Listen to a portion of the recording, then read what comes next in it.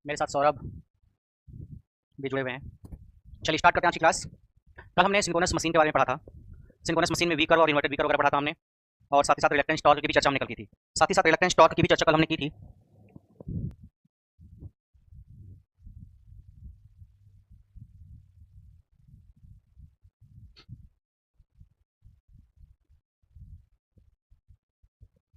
Good evening Shashank and thank you so much.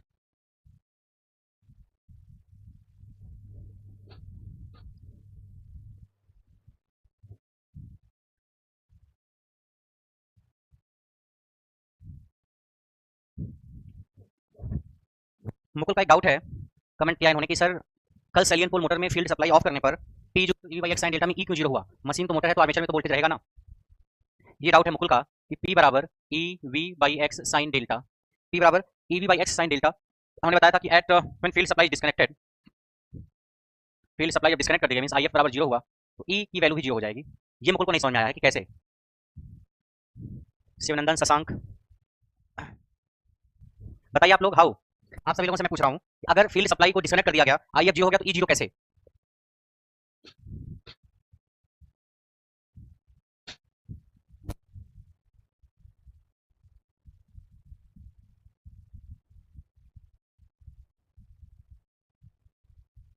Priyanka का कहना है फ्लक्स नहीं प्रोड्यूस होगा रोटर से।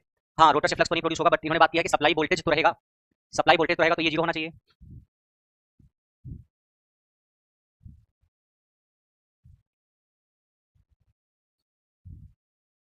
बताइए।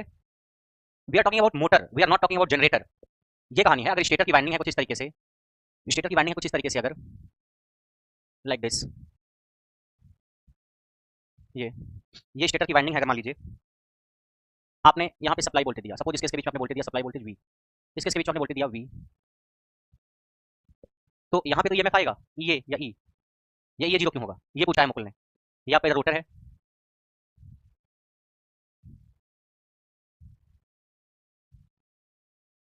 This is not, this is south.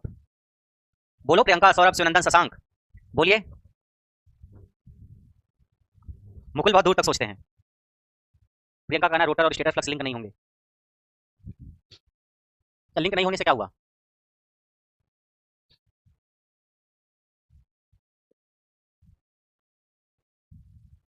देखिए, जो ई ए है आपका, ई ए क्या है? देखो आप यहाँ पे करंट दिया, सप्लाई वोल्टेज आपने लगाया, सप्लाई वोल्टेज आपने लगाया है तो यहाँ पे करंट गई, और करंट अगर गई है तो ये स्टेटर वाइंडिंग का रेजिस्टेंस है, स्टेटर वाइंडिंग का ये रिएक्टेंस है, सप्लाई वोल्टेज वी है, this is resistance, this is reactance. ये वोल्टेज ड्रॉप और ये वोल्टेज ड्रॉप बचने के बाद, घटने के बाद जो बचेगा वो वोल्टेज है ई ए। ठीक है, ये वोल्टेज है ई ए।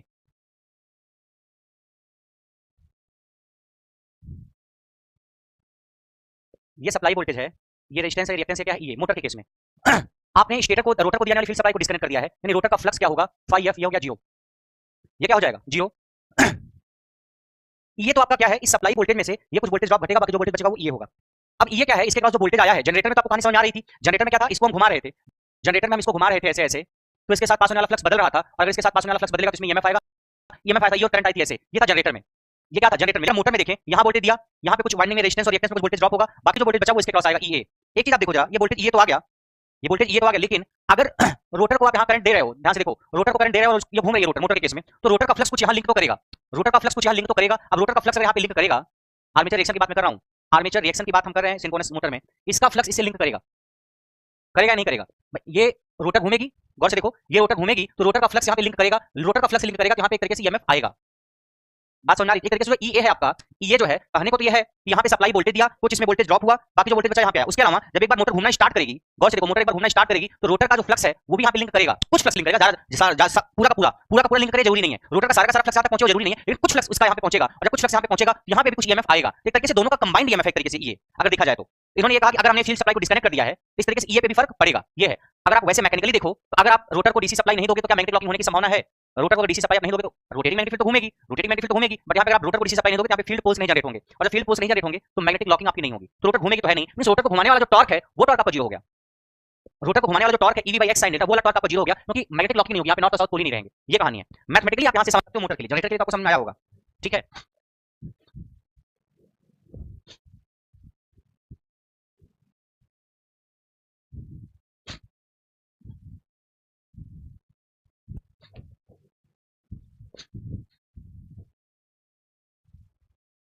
चलिए क्वेश्चन लिखते हैं।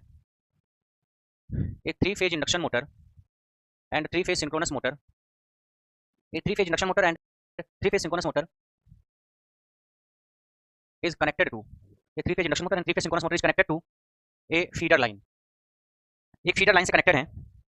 To operate feeder line, to operate feeder line at unity power factor, to operate feeder line at unity power factor, synchronous motor must be in under excited region, must be in under excited region, in over excited region, C at nominal excitation, D is none। इन्होंने कहा कि 3 phase synchronous motor और 3 phase induction motor किसी feeder line से connected है, तो feeder line को unity power factor पे ऑपरेट करना है, तो सिंक्रोनस मोटर कैसी होनी चाहिए? सिंक्रोनस मोटर कैसी होनी चाहिए? फिर देखो, ये फीडर लाइन है, ये क्या है? Feeder line. ये इसी से एक 3 फेज इंडक्शन मोटर कनेक्टेड है और इसी फीडर लाइन से 3 फेज सिंक्रोनस मोटर भी कनेक्टेड है। 3 फेज इंडक्शन मोटर भी कनेक्टेड है, 3 फेज सिंक्रोनस मोटर भी कनेक्टेड है। अब हमको क्या करना है? इस फीडर लाइन को यूनिटी पावर फैक्टर पे ऑपरेट कराना है। किस पे ऑपरेट कराना है? यूनिटी पावर फैक्टर पे, यानी इसका पावर फैक्टर 1 होना चाहिए। तो इंडक्शन मोटर का पावर फैक्टर क्या होता है? हमेशा लैगिंग। इंडक्शन मोटर का पावर फैक्टर हमेशा लैगिंग होता है।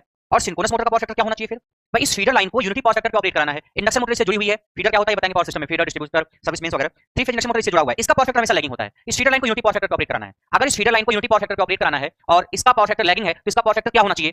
अगर इसका पावर फैक्टर लैगिंग और फीडर लाइन से जुड़ा है, अगर इसका पावर फैक्टर लैगिंग हो जाएगा तो इसका पावर फैक्टर यूनिटी कभी नहीं हो सकता। इसका पावर फैक्टर यूनिटी होगा तो भी इसका पावर फैक्टर यूनिटी नहीं हो सकता। अगर इसका पावर फैक्टर लैगिंग है तो इसका पावर फैक्टर लीडिंग होना चाहिए, तभी इसका पावर फैक्टर यूनिटी होगा। देखो, हमने कहा वोल्टेज है, मान लो ये लैग कर रही है करंट, मान लो 30 डिग्री, तो वोल्टेज या करंट लैग कर रही है। आप चाहते हो कि पावर फैक्टर यूनिटी हो तो दूसरी करंट क्या होनी चाहिए? ये जितना लैग कर रहा है दूसरा उतना ही लीड करना चाहिए। ये मान लो I1 है I2 है, ये जितना लैग कर रहा है उतना ही लीड करना चाहिए। अब ये लैग कर रहा है लीड कर रहा है, दोनों का रिजल्टेंट अगर आप देखोगे तो इसी डायरेक्शन में आएगा, यानी V और I सेम डायरेक्शन में हो जाएंगे। अगर V इधर उधर I है, अगर V और I सेम डायरेक्शन में हो जाएंगे, V और I सेम डायरेक्शन में हो जाएंगे तो एंगल 0 भी पावर फैक्टर 1 हो जाएगा। पावर फैक्टर क्या हो जाएगा? 1। बात समझ में आई? So to operate feeder line, to operate feeder line at unity power factor, to operate feeder line at unity power factor, 3 phase motor should have leading power factor, और इसका पावर फैक्टर लीडिंग कब होता है? Over excited region में। कब होता है? Over excited region में। Your answer is D. Saurabh, Priyanka, Prabhakar ने आंसर दिया है। To operate feeder line at unity power factor, to operate feeder line at unity power factor, to operate feeder line at unity power factor, the power factor of synchronous motor should be lagging, therefore synchronous motor must be over excited। इसलिए synchronous motor क्या होनी चाहिए? Over excited होनी चाहिए। बोलिए इसमें कोई doubt हो तो।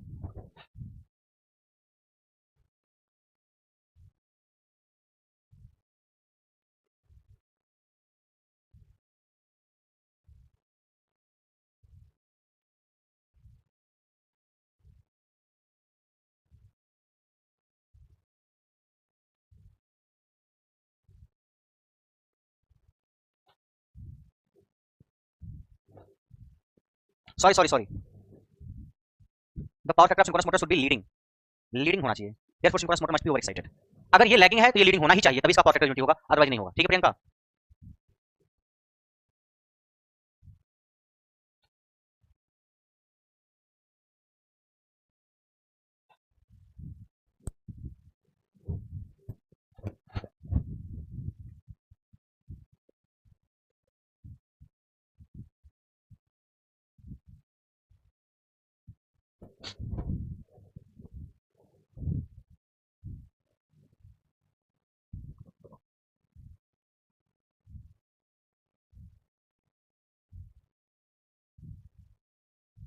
A synchronous motor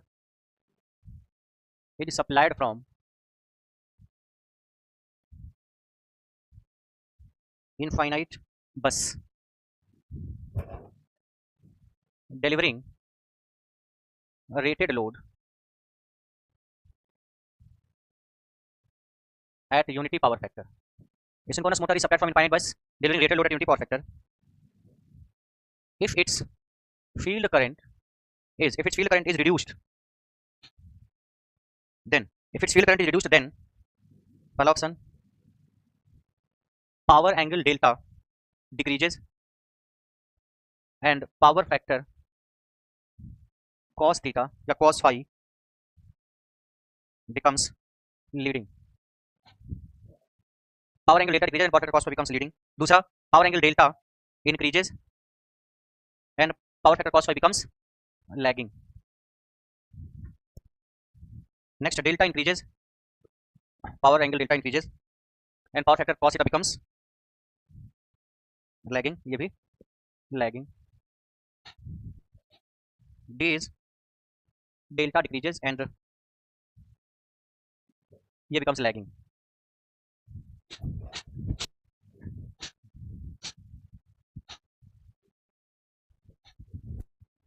क्या होगा इसका आंसर बताइए? प्रियंका ने बोला सी, गीतांजलि, गुड आफ्टरनून गीतांजलि. तो बी और सी सेम हो गया. अच्छा, इंक्रीजेस के बाद लैगिंग, इंक्रीजेस के बाद इसको कर दीजिए लीडिंग, इसको कर दीजिए leading.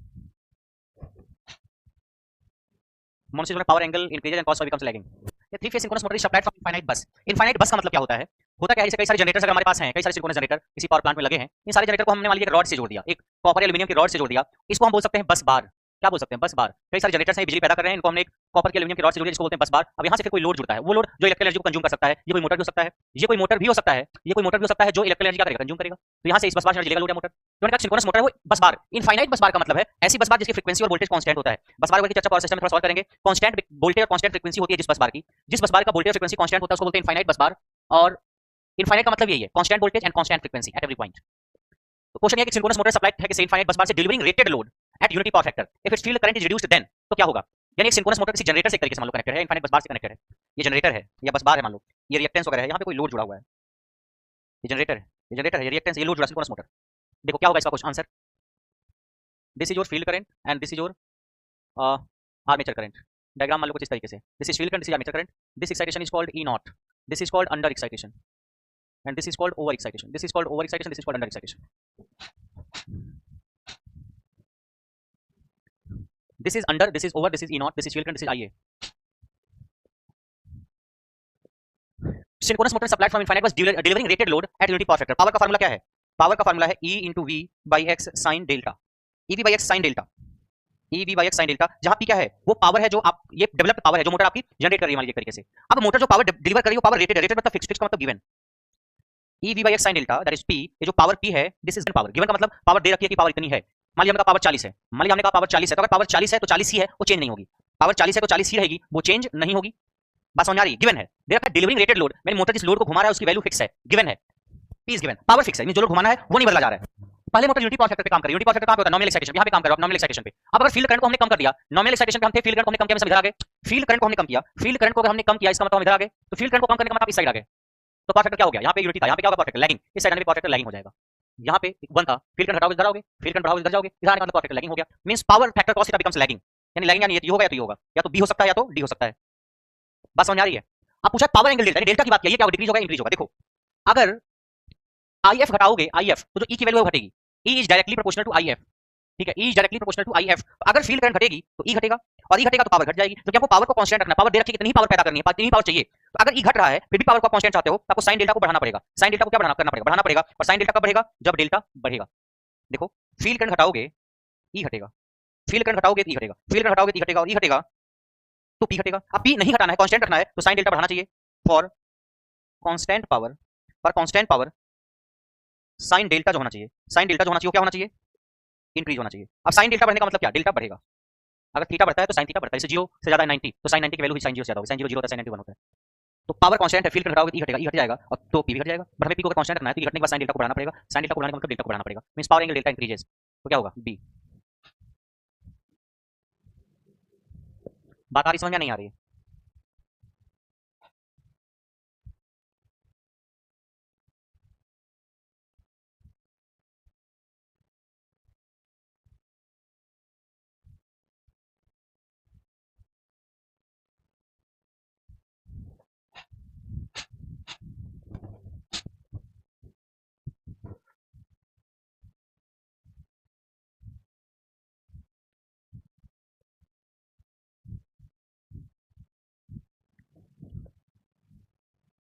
EMF induced in synchronous generator.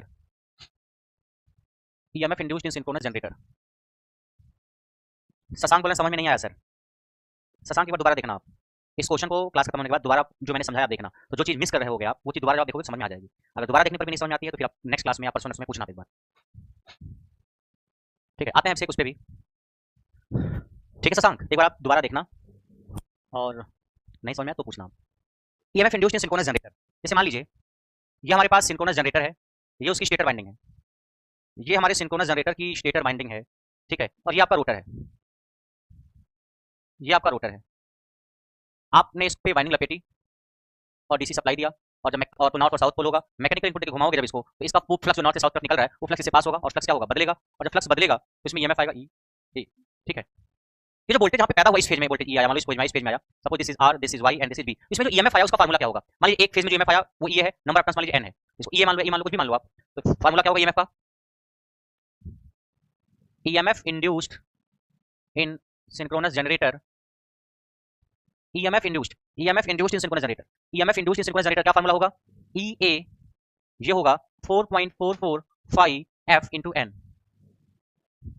ठीक है, वेयर फाई इज फ्लक्स पर पोल, एक पोल की वजह से फ्लक्स है, एफ क्या है, जो वोल्टेज पैदा हुआ है उसकी फ्रीक्वेंसी है, फ्रीक्वेंसी ऑफ ईएमएफ इंड्यूस्ड यानी जो वोल्टेज पैदा हुआ है उसकी फ्रीक्वेंसी है एफ, और एन क्या है, N is number of turns पर फेज, नंबर ऑफ टर्न्स पर फेज, यानी एक फेज में नंबर ऑफ टर्न्स हैं, नंबर ऑफ टर्न्स पर फेज, एक फेज में जो नंबर ऑफ टर्न्स हैं, एक फेज में जो नंबर ऑफ टर्न्स है वो क्या है, N, N is number of turns पर फेज, यानी इसमें नंबर ऑफ टर्न्स एन है, इसमें एन है, इसमें एन है, समय नंबर ऑफ टर्न्स एन है मान लो, तो इसमें पर फेज में ईएमएफ पैदा होगा वो ये है, E is 4.445 F into N, ये आरएमएस वैल्यू है ईएमएफ इंड्यूस्ड की, क्या है, this is EMF induced in synchronous generator, EMF induced की आरएमएस वैल्यू है, ईएमएफ जो इंड्यूस हुआ है उसकी आरएमएस वैल्यू है E that is 4.445 F into N.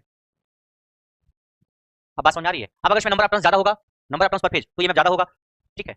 अब ये तब है, ये कब है, जब वाइंडिंग हमारी कैसी है, वाइंडिंग कैसी है, जब हमारी वाइंडिंग फुल पिच है और कॉन्सेंट्रेटेड है, तब है ये कब का फार्मूला, जब वाइंडिंग आपकी फुल पिच है और कॉन्सेंट्रेटेड है, स्टेटर की वाइंडिंग, ये डीसी मशीन जब पढ़ाएंगे तो वहां पे वाइंडिंग के टाइप्स की चर्चा करेंगे, तो वहां बताएंगे। अगर वाइंडिंग जो है देखो, EMF induced when winding is short pitch and distributed, EMF induced when winding is short pitch and distributed, तो ईएमएफ का फार्मूला ये होता है 4.445 एफ इंटू एन इंटू के पी इंटू के डी,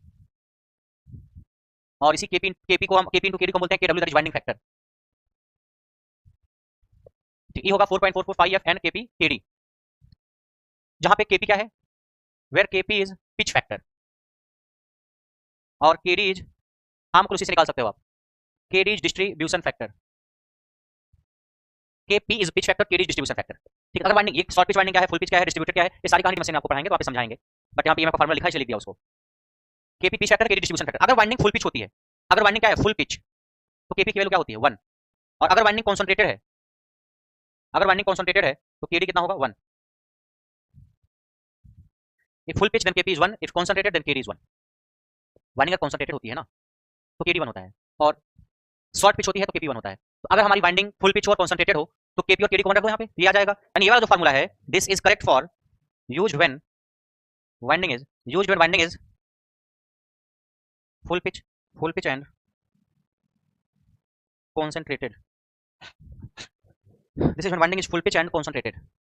भाकर बोले नमस्कार सर जी, नमस्कार। तो अगर वाइंडिंग फुल पिच और कॉन्सेंट्रेटेड है, फुल पिच है तो केपी 1 और कॉन्सेंट्रेटेड है तो केडी 1, इसकी वैल्यू 1 होगी, ये हो गया फार्मूला। अगर वाइंडिंग फुल पिच या कॉन्सेंट्रेटेड नहीं है, वाइंडिंग शॉर्ट पिच है, शॉर्ट पिच और डिस्ट्रीब्यूटेड है, तो ये फार्मूला लगेगा। ये क्या मतलब है शॉर्ट पिच फुल पिच का, डीसी में समझाएंगे अच्छे से। तो फार्मूला में केपी और केडी आ जाता है 4.445 F N into KP into KD, आपको पिच फैक्टर दिया रहेगा, आपको केडी दिया रहेगा, आपको नंबर ऑफ टर्न्स दिया रहेगा, आपको फ्रीक्वेंसी दिया रहेगा, आपको फ्लक्स दिया रहेगा, आपको ईएमएफ निकालना होगा, और आपके एसएससी जेई में इस पे न्यूमेरिकल पूछा गया है। आपके एसएससी जेई के एग्जाम में एक क्वेश्चन पूछा गया इस पे,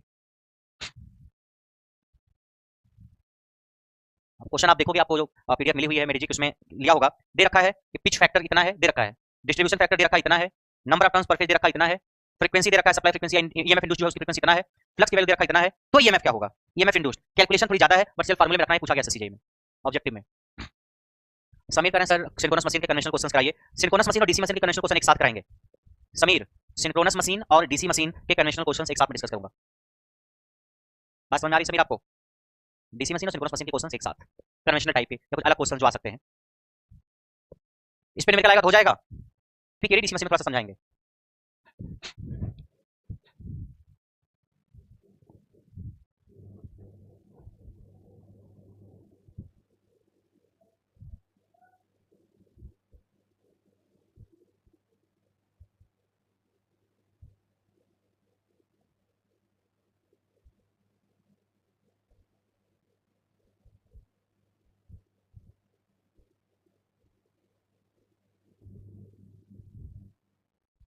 दिनेश पूछ रहे हैं केपी केडी क्या है। केपी और केडी एक्चुअली में क्या है, डीसी मशीन का वेट करो, ठीक है। अभी केपी क्या है, पिच फैक्टर जान लो, केडी है डिस्ट्रीब्यूशन फैक्टर, बस, ठीक है। उसके लिए आपको काफी समझाना पड़ेगा केपी केडी पे आप जाओगे तो।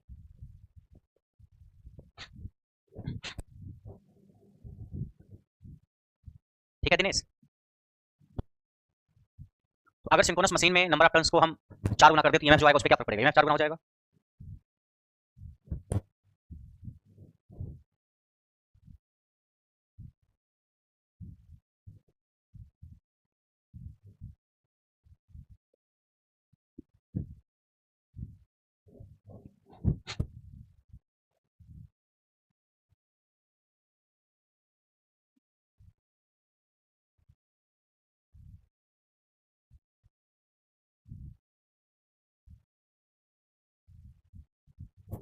What is effect of increasing load on power factor of synchronous motor?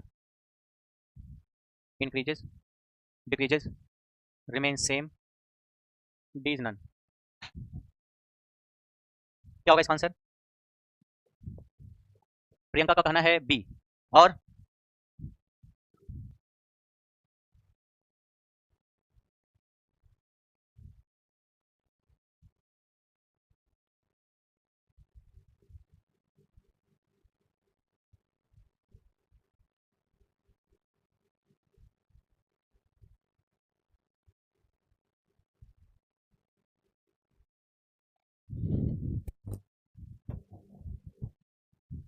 Load बढ़ाओगे अगर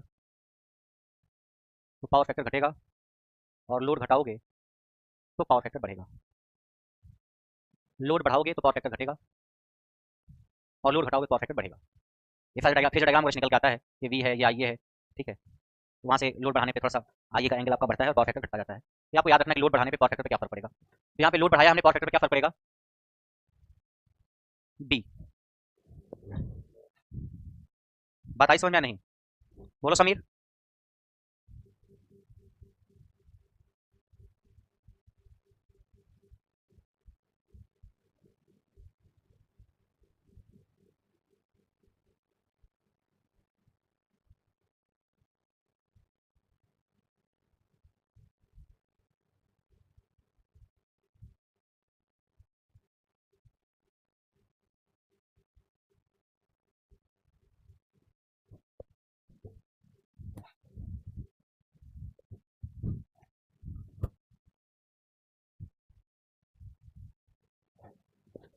थोड़ा सा एक इन्फॉर्मेशन देनी आप लोगों को। आज कौन सा दिन है, दिन कौन सा है आप लोग आज? आज है 6 तारीख, दिन है आपका विच डे, वेडनेसडे। थर्सडे और फ्राइडे, थर्सडे और फ्राइडे, इन 2 दिनों के लिए आपकी टाइमिंग में थोड़ा सा चेंज किया गया है, 2 to 4, ठीक है। शशांक, मुकुल, सिप्रा, समीर, विवेक, मोनोसिस बोल रहे हैं। थर्सडे और फ्राइडे के लिए आपकी टाइमिंग को किया गया 2 से 4, सिर्फ 2 दिन के लिए। बोलो तो टाइम था वही सेम है, मैं बताता हूँ। थर्सडे फ्राइडे को आपकी टाइमिंग होगी 2 से 4। हाँ, मंडे से हम फिर आपको ओरिजिनल टाइम पे ले आएंगे। जो मंडे आएगा आपका, मंडे से आपका जो रेगुलर टाइम है 3 से 6, हम उसी टाइम पे क्लास लेंगे। मंडे से, मंडे से आपकी क्लास 3 से 6 या 3 से 5:30 जो होती है उसी टाइम पे होगी, ठीक है। अगर संडे को क्लास हुई तो देखते हैं जो टाइम रखना होगा। 2 दिन के लिए टाइमिंग ये है, 2 बजे से लेकर 4 बजे तक, 2-2 घंटे। और कल से ही मैं डीसी मशीन स्टार्ट करूंगा, ठीक है। सिंक्रोनस में कुछ कन्वेंशनल क्वेश्चंस कराने हैं, बट वो डीसी मशीन के क्वेश्चंस कन्वेंशनल कराएंगे। डीसी मशीन के जब कन्वेंशनल क्वेश्चंस कराएंगे, उसी के साथ सिंक्रोनस मशीन के भी कुछ कन्वेंशनल क्वेश्चंस कराएंगे। ये जो चीजें करानी है वो करा देंगे। एक्चुअली जो आपका एसएससीजी का बैच है, जो बैच आपका चल रहा है एसएससीजी का, इसको री अनाउंस किया जा रहा है। करियर विल इस बैच को री अनाउंस कर रहा है। री अनाउंस का मतलब ये होता है कि जो सब्जेक्ट हो गए हैं वो तो हो गए हैं, मान लीजिए नेटवर्क थ्योरी हो गई है या मशीन का कुछ पार्ट हो गया है, बाकी के सब्जेक्ट्स जो बच्चे ज्वाइन करेंगे उनको लाइव पढ़ाया जाएगा, जो सब्जेक्ट हो चुके हैं उनको रिकॉर्डेड फॉर्म में मिलेगा। ये है, तो ये बैच री अनाउंस हो रहा है। तो इसलिए डीसी मशीन मैं कल से स्टार्ट कर दूंगा, तो 2 दिन डीसी मशीन चलेगा, फिर उसके बाद डीसी मशीन चलेगा, रुकेगा नहीं डीसी मशीन। हाँ, हो सकता है सैटरडे संडे में किसी का दिन आपकी छुट्टी हो, ठीक है। लेकिन मंडे से जो आपकी रेगुलर टाइमिंग है वो 3 से 6 हो जाएगी और रेगुलर क्लासेस चलेंगी। सैटरडे संडे का क्या हो सकता है, क्लास हो या ना हो, अभी कुछ फिक्स नहीं है, बट थर्सडे फ्राइडे इन 2 दिन में आपकी क्लास 2 से 4 रखूंगा मैं। मुकुल बोल रहे हैं, और सिर्फ सैटरडे संडे, सैटरडे संडे का भी कुछ फाइनल नहीं है। संडे को तो कोई भी टाइम रख लेंगे चलेगा, अगर संडे को क्लास लेनी है मान लीजिए तो कोई भी टाइम रख लेंगे तो चलेगा, आपकी भी छुट्टी रहती है। सैटरडे को आप जैसा कहोगे तो ऑफ कर देंगे, कहोगे तो छुट्टी कर देंगे, जो भी होगा, ठीक है। वो देखेंगे, अभी कुछ फाइनल नहीं सैटरडे संडे का। दिनेश पूछे सर फीस कितना होगा, फीस में कोई कमी नहीं की गई, फीस सेम है, फीस सेम है, जो आपकी फीस थी वही फीस है, ठीक है। सिप्रा का करना है सर, करना है क्लास सैटरडे, तो सैटरडे को करा दूंगा क्लास, कोई बात नहीं। सैटरडे और संडे को क्लास होगी या नहीं भी ऐसा कुछ फाइनल है ही नहीं, मैं आपको नहीं बता पा रहा हूं। अगर आप चाहते हो क्लास हो तो सैटरडे को भी क्लास हो जाएगी, फिर साथ एक आध दिन के लिए और 2 से 4 की क्लासेस हो, ये एक दिन हो सकता है। मंडे से मैं आपकी क्लास दोबारा वही ओरिजिनल टाइम जो है उस पे ले आऊंगा, मंडे से मैं 3 से 6 ले आऊंगा। हां, थर्सडे फ्राइडे को 2 से 4 चलेगी। अगर सैटरडे भी क्लास हुई, अगर सैटरडे भी क्लास हुई तो सकता है सैटरडे को 2 से 4 क्लास हो, बाकी फिर मंडे से आपकी टाइमिंग 3 से 6। कन्वेंशनल क्वेश्चन सिंक्रोनस मशीन के हैं, कुछ और क्वेश्चन है वो डीसी के साथ एक साथ में कराऊंगा, फिर सिंगल फेज पे जाएंगे। तो देखते हैं मोनोसिस का करना है सैटरडे संडे छुट्टी से रिवीजन करना है, देखते हैं जो भी होगा। ठीक है मोनोसिस, ये है कि आपकी मशीन अगर खत्म हो जाएगी तो आपके ऊपर से बहुत बड़ा बर्डन उतर जाएगा। ठीक है, आपके ऊपर से बहुत बड़ा बर्डन उतर जाएगा कि नेटवर्क थ्योरी और मशीन 2 कोर सब्जेक्ट हो गए आपके, फिर आपके 1-2 कोर सब्जेक्ट और बचेंगे लाइक मेजरमेंट और पावर सिस्टम वगैरह। और जो लोग क्लास बीच बीच में छोड़ते हैं, मेरी रिक्वेस्ट है क्लास आप पूरी करिए। और ठीक है, बाकी ग्रुप में मैं टाइमिंग डाल दूंगा आपकी ये। तो कल परसों से इस बैच को 2 दिन डेमो क्लास एक तरीके से होगी। Demo class in the sense आप समझ रहे हो, एनर्जी थोड़ी सी ज्यादा होती है उस दिन।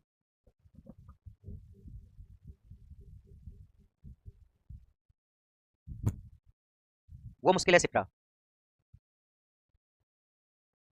मुकुल बोला सर इन 2 दिन में मैं क्लास नहीं देख पाऊंगा। क्लास अगर आप लाइव नहीं देख पाते हो तो कोई बात नहीं, बट रिकॉर्डेड जरूर देख लेना, क्योंकि डीसी मशीन काफी बड़ा है। डीसी मशीन काफी बड़ा है और वो सबसे ज्यादा टाइम लेगा, क्योंकि इसमें टाइप्स ऑफ वाइंडिंग जितनी है सब उसमें पढ़ाना है मुझे, कॉन्सेंट्रेटेड, डिस्ट्रीब्यूटेड और short pitch, full pitch, over pitch और fractional slot winding, integral slot winding, ये सारी winding, simplex, duplex, progressive, retrogressive winding, everything will be covered in DC machine.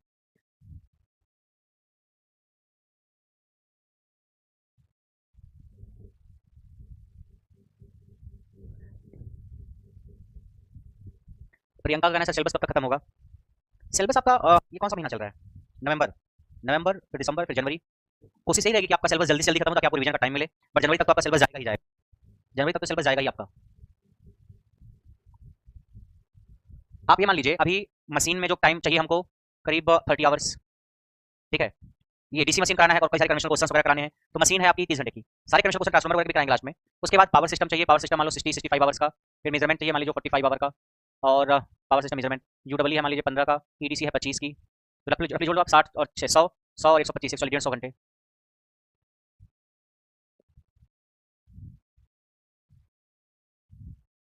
जनवरी तक में सिलेबस आपका कंप्लीट हो जाएगा, जनवरी तक में सिलेबस आपका कंप्लीट हो जाएगा।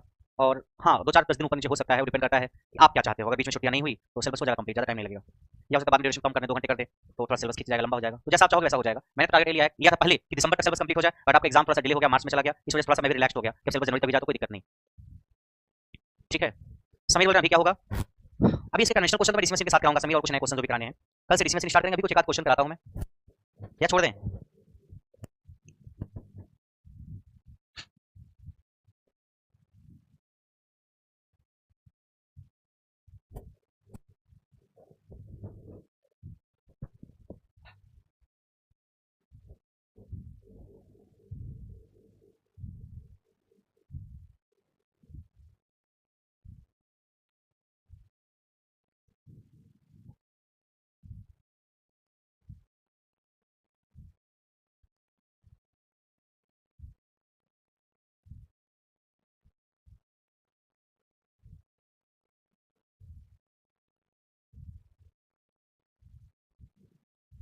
हाँ मोनोसिस, आपको प्रैक्टिस करने का मौका मिल जाएगा।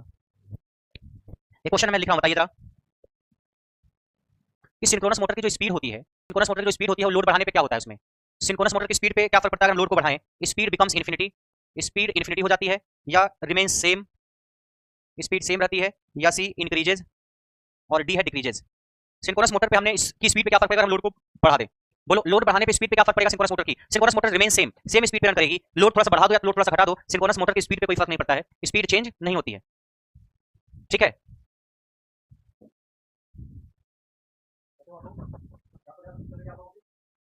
ये ये नरेंद्र सर हैं, आप लोगों को वेल्डिंग पढ़ाएंगे। मैं बता दूं कि यूडब्ल्यू में वेल्डिंग वाला पार्ट आपको नरेंद्र सर ही पढ़ाएंगे, और हो सकता है 1-2 दिन में स्टार्ट करें वेल्डिंग। ठीक है, क्योंकि मैकेनिकल के हैं तो कोई मैकेनिकल का टीचर जितना अच्छा वेल्डिंग पढ़ा सकता है उतने अच्छे से कोई इलेक्ट्रिकल का टीचर नहीं पढ़ा सकता है।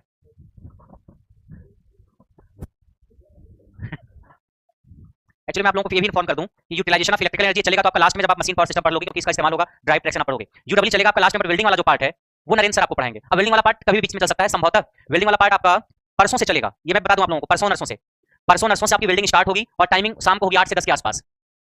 ठीक है, क्योंकि मैकेनिकल ब्रांच में भी वेल्डिंग स्टार्ट होने वाली है, तो परसों नर्सों से संभवतः स्टार्ट होगी। तो आपके काम की जो चीज है सब आपको बता देंगे, जो इलेक्ट्रिकल या रेजिस्टेंस वेल्डिंग वगैरह है। बात समझ आ रही है आपको? तो वेल्डिंग जो है आपके इक्के दुक्के तीक्के क्वेश्चन आ जाते हैं एग्जाम में, तो मैकेनिकल की जो क्लास होगी उसी के साथ आपकी वेल्डिंग की क्लास होगी। लेकिन वेल्डिंग है काफी बड़ी, जो वेल्डिंग मैकेनिकल वाले को पढ़ाई जाएगी सारी की सारी आपको नहीं पढ़नी है। आपके क्या काम है आप सर्टिफिकेट करके पूछते रहना, सर मेरे काम। अच्छा, 8 तारीख से आपकी वेल्डिंग स्टार्ट होगी, 8 तारीख से वेल्डिंग स्टार्ट होगी। ठीक है, तो वेल्डिंग आप अच्छे से पढ़ लेना आसानी से, आराम से, क्योंकि वेल्डिंग बहुत अच्छा पढ़ाते हैं सर, ऐसा टीचर आपको मिलेगा नहीं, इसलिए वेल्डिंग जानबूझ के नहीं पढ़ा रहा हूँ। तो 8 से आपकी वेल्डिंग चलेगी, उसकी टाइम शाम को 8 से 10 होती है, आपको टाइम मिलेगा, आप लाइव देख लेना। मान लीजिए आपका डेटा खत्म हो जा रहा है या और कोई दिक्कत है, तो फिर आप उसको रिकॉर्डेड फॉर्म में भी देख सकते हो। कई बार बच्चे कहते हैं हमारा 2 घंटे में डेटा खत्म हो जाता है, तो आप रिकॉर्डेड फॉर्म में वेल्डिंग वीडियो देख सकते हो। हाँ, अगर लाइव देखोगे तो आपको जो डाउट होगा क्लियर हो जाएगा। वीडियो आपके ऐप पे चलेगी, आपके ही ऐप पे वेल्डिंग की क्लास में लाइव करवा दूंगा। मैकेनिकल में भी लाइव रहेगा, इलेक्ट्रिकल में लाइव रहेगा, सिर्फ वेल्डिंग का पार्ट। ठीक है, शशांक बोले सर डीसी खत्म कर लीजिए। डीसी तो मैं चलाऊंगा, डीसी नहीं रुकेगी। जो मशीन का टाइम है वो मशीन तो चलती रहेगी, साथ में वेल्डिंग रात में 8 से 10 के बीच में। तो अगर कई बार आपको टाइम नहीं मिल पा रहा है तो आप बाद में देख सकते हो वेल्डिंग वीडियो, बट क्लास होगी। ठीक है, इससे पता लगाना कितने दिन के लिए रहेगा वेल्डिंग की क्लास। अब नरेंद्र सर के ऊपर डिपेंड करता है, कम से कम 10 घंटे के आसपास तो होगी, 10 घंटे के आसपास तो होगी वेल्डिंग क्लास, मुझे लगता है। या हो सकता है 5-6 घंटे में निपटा दें। कितने घंटे की होगी? 8 से 10 घंटे की, 8 घंटे की क्लास होगी वेल्डिंग की। तो वेल्डिंग क्लास 8 से 10 घंटे की है, तो आप मान के चलो अगर 2-2.5-3 घंटे की हो रही है तो 3 दिन का आपका है सिलेबस वेल्डिंग का। सब बोल रहे हैं गुरुजी को मेरी तरफ से प्रणाम, आपकी तरफ से नमस्कार, मैंने बोल दिया है। मुकुल वीडियो आपको आपकी ऐप पे दिखेगी। मोनू नहीं, नरेंद्र सर का लाइव ले लूंगा। ठीक है, लाइव ले लेना आप। पिछली बार आरबीजे में आप लोगों को वेल्डिंग शायद अंकित सर ने पढ़ाई थी, जो आरबीजे के बच्चे हैं उनको पता होगा वेल्डिंग अंकित सर ने पढ़ाई थी, बट इस बार आपको वेल्डिंग नरेंद्र सर पढ़ाएंगे, तो नरेंद्र सर से पढ़ना। प्रभाकर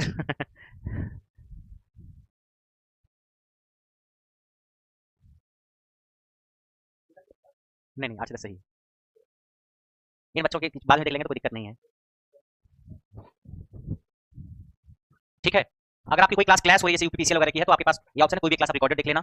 ठीक है,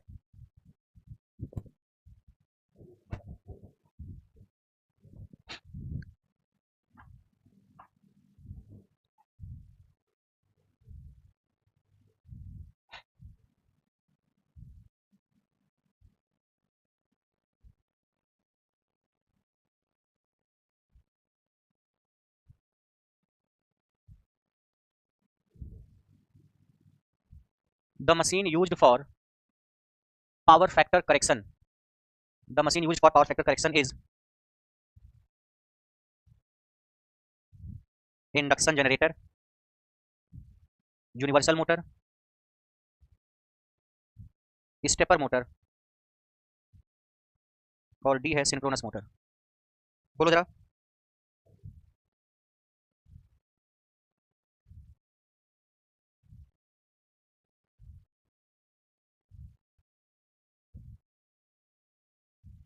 speed regulation of synchronous motor is 0.01, 1, 0.5 और डी 0। इसका आंसर क्या होगा? Machine use for power factor correction. Power factor correction में पावर फैक्टर को इंप्रूव करने के लिए किसको यूज करते हैं? Induction generator, universal, stepper, synchronous motor. Synchronous motor को यूज कर सकते हो आप। अगर सिंक्रोनस मोटर को नो लोड पे आप यूज करोगे in over excited region, synchronous motor at no load in over excited region behaves as a synchronous motor at no load in over excited region behaves as a capacitor and can be used to improve power factor. ठीक है, तो synchronous motor, speed regulation of synchronous motor is, speed regulation का मतलब समझ में आ रहा है आपको? नो लोड स्पीड, ये है no load speed. Speed regulation का मतलब लोड चेंज होने पे स्पीड में वेरिएशन कितना होता है। जैसे वोल्टेज रेगुलेशन क्या है? वोल्टेज रेगुलेशन क्या है? वोल्टेज में चेंज। ऐसे स्पीड रेगुलेशन क्या है? स्पीड में चेंज। स्पीड रेगुलेशन क्या है? स्पीड में चेंज। तो लोड कम ज्यादा करने पर सिंक्रोनस मोटर की स्पीड चेंज होती है क्या? नहीं, सिंक्रोनस मोटर कांस्टेंट स्पीड चलन करती है, तो स्पीड रेगुलेशन क्या होगा? जो नो लोड पे स्पीड होगी, फुल लोड पे स्पीड होगी, स्पीड रेगुलेशन क्या होगा? 0। Speed regulation is 0। शिवनंदन ने सही आंसर दिया है।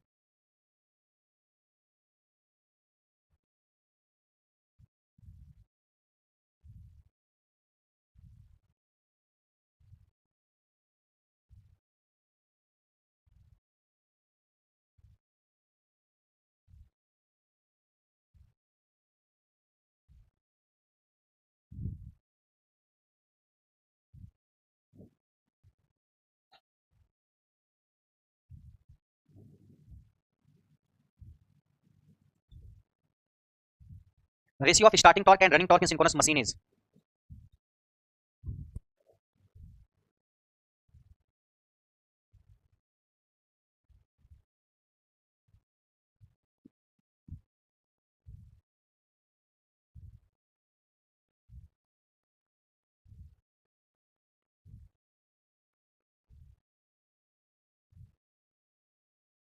क्या होगा इसका आंसर? आ रहा है दिनेश, आपका कमेंट आ रहा है, दिनेश, समीर, सौरभ। इसका आंसर प्रभाकर का आया है 1, प्रियंका का आया है बी, मोनोसिस का आया है बी, समीर का आया है डी, समीर का डी आया है। Okay, the ratio of starting torque and running torque, starting torque और रनिंग टॉर्क का रेशियो क्या होगा? 3 phase synchronous motor self start होती है क्या? सिंक्रोनस मोटर सेल्फ स्टार्ट होती है क्या? नहीं, सेल्फ स्टार्ट नहीं होती है। इसका मतलब ये है कि स्टार्टिंग टॉर्क क्या होता है? 0। सेल्फ स्टार्ट नहीं, इसका मतलब होता है स्टार्टिंग टॉर्क क्या? 0। स्टार्टिंग टॉर्क 0 है upon T running, running torque कुछ है, इसकी वैल्यू कितनी हो जाएगी? 0। स्टार्टिंग टॉर्क 0 इसकी पूरी वैल्यू कितनी हो गई? 0।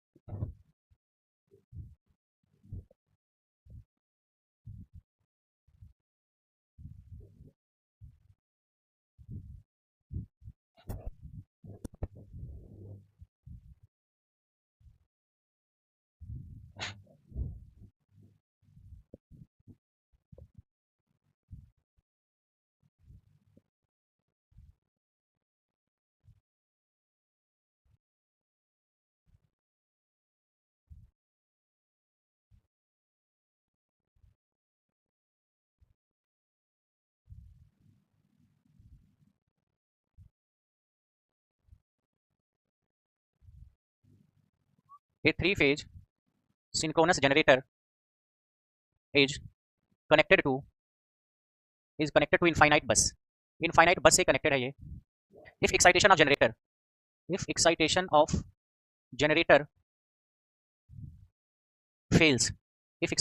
fails, then it acts as synchronous motor, induction generator,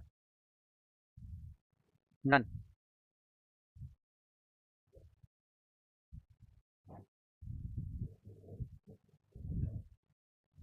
विशाल बोले सभी चरण स्पष्ट. नमस्कार विशाल.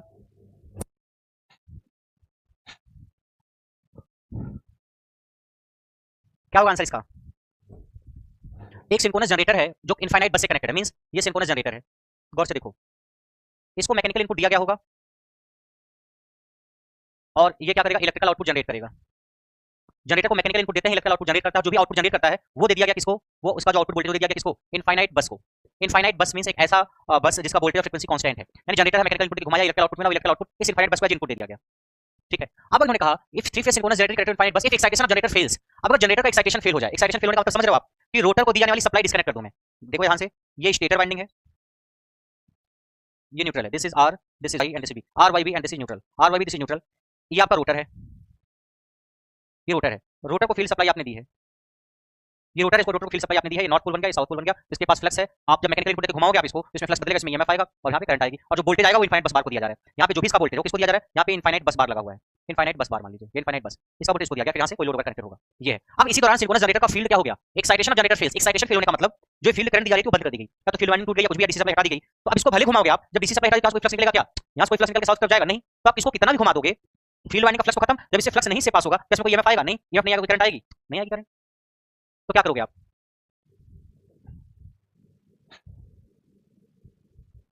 मुकुल बोला induction generator, prime mover is connected. Okay. Saurabh बोला इंडक्शन मोटर. ओके. दिनेश बोल रहे हैं ए क्या है? Synchronous motor. सौरभ बोल रहे हैं इंडक्शन मोटर. देखो ये सिंक्रोनस जनरेटर जो है, अगर आपने इसको दिया वाली फील्ड सप्लाई को डिस्कनेक्ट कर दिया तो ये ईएमएफ तो नहीं पैदा करेगी, बट ये अब इनफाइनाइट बस बार से करंट लेने लगेगी. अभी तक ये जनरेटर था तो ये करंट दे रहा था इनफाइनाइट बस को, या वोल्टेज दे रहा था बस बार को. अब अगर ये मोटर काम करेगी, अब ऐसे मोटर काम करने लगेगी तो ये करंट यहाँ से लेगी. जैसे ये है मैकेनिकल इनपुट ले रही थी, इलेक्ट्रिकल आउटपुट दे रही थी जो इनफाइनाइट बस बार को दिया जा रहा था. अब जब फील्ड सप्लाई डिस्कनेक्ट हो जाएगी तो ये जनरेटर वोल्टेज तो पैदा करेगा नहीं, वोल्टेज तो पैदा करेगा नहीं, तो इसको कोई वोल्टेज नहीं लेगा. बल्कि ये भी सिंक्रोनस जनरेटर क्या करेगा? यहाँ से इनपुट वोल्टेज लेगा, इसके पास वोल्टेज, उससे इनपुट वोल्टेज लेगा. और जब इनपुट वोल्टेज आप लोगे यहाँ पे रोटेटिंग मैग्नेटिक फील्ड आएगी, रोटेटिंग मैग्नेटिक फील्ड आएगी, और रोटेटिंग मैग्नेटिक फील्ड इसको कट करेगी. जब रोटर पोल्स को कट करेगी तो रोटर में पास होने वाला फ्लक्स बदलेगा, रोटर में ईएमएफ आएगा, और ईएमएफ आएगा तो रोटर में करंट आएगी, और करंट टॉर्क लगा के रोटर को सिंक्रोनस स्पीड से कम स्पीड पे घुमाएगी. ये ऐसे सिंक्रोनस मोटर नहीं काम कर पाएगा, क्योंकि सिंक्रोनस मोटर को काम तभी कर पाएगा जब पे नॉर्थ और साउथ पोल हो. जब पे नॉर्थ और साउथ पोल हो तभी ऐसे काम कर पाएगा. ये बात समझ आ रही है? तो एक तरीके से आप इंडक्शन मोटर ठीक कर सकते हो.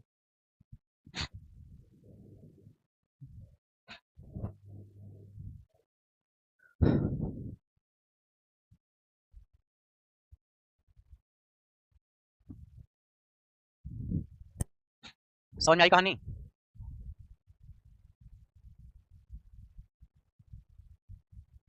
आज हम ये कहानी स्टॉप करेंगे. ठीक है, आप रिवीजन करिए, रेस्ट करिए. बाकी कल से डीसी मशीन करेंगे, और फिर लास्ट में जो भी क्वेश्चन डीसी सिंक्रोनस है पूरी मशीन के बचे हुए उन चीज़ों की चर्चा हम करेंगे. मोनोसिस बोले सर ऐसे क्वेश्चन बहुत इंपॉर्टेंट है. पावर प्लांट में इसको अच्छे से दिखा जाता है. कुछ पार्ट ऐसा है सिंक्रोनस मशीन का जो कि पावर सिस्टम में ही कराया जाएगा. कुछ पार्ट सिंक्रोनस मशीन का कुछ पार्ट ऐसा है जो कि आप पावर सिस्टम में पढ़ोगे, क्योंकि इलेक्ट्रिसिटी जनरेशन के लिए हम सिंक्रोनस जनरेटर का ही इस्तेमाल करते हैं. तो कुछ हिस्सा वहाँ इसका आपको वहीं पे कराया जाएगा. ठीक है. जैसे स्टेबिलिटी की बात अगर आप करोगे, स्टेबिलिटी, सिंक्रोनस जनरेटर स्टेबल कब है, ये सारी चीज़ें हम पावर सिस्टम में इसकी चर्चा करेंगे. ठीक है. आज के लिए इतना ही. आप जितना पढ़ाएंगे उतना रिवाइज करिए. बाकी कल मुलाकात करेंगे 2 बजे.